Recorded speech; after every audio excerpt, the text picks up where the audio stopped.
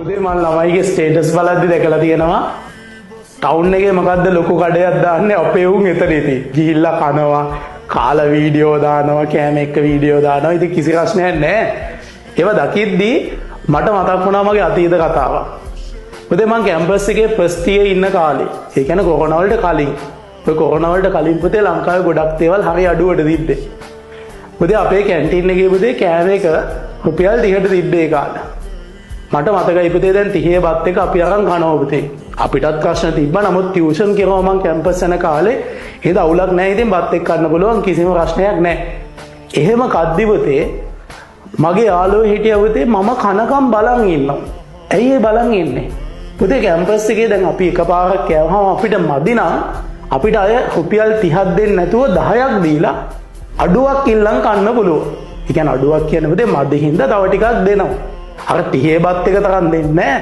හැබැයි ටිකක් හොඳට දෙනවා. එතන මම යාළුවෝ හිටියා පුතේ අපි කනකම් බලන් ඉන්නවා අපේ ප්ලේට් එක ඉල්ලගන්න. ඇයි පුතේ? කාපු ඉඳුල් තියෙන ප්ලේට් එකක් තියෙන කෙනෙක්ට තමයි ආපහු රුපියල් 10ක් දීලා බත්යක් කන්න පුළුවන්. පැහැදිලිද? එතකොට පුතේ දවසේ වේල් 3ට 10න් කාලා. ඒ කියන්නේ ඊට වඩා වියදමක් කරන්න බැරුව එහෙම ඉගෙනගත්ත අපේ යාළුවෝ හිටියා පුතේ. ඒ කියන්නේ දරිද්‍රතාවයේ යටම පුතේ. හැබැයි පුතේ කියන්න සතුටුයි පුතේ. නිදහස් අධ්‍යාපනය ගැන කොච්චර දෙයක්ද පුතේ. මේ වෙද්දී මම ඔය කියපු මගේ යාළුවෝ පුතේ මේ වෙද්දී පුතේ ඕස්ට්‍රේලියාව වල යා PhD එක කරනවා.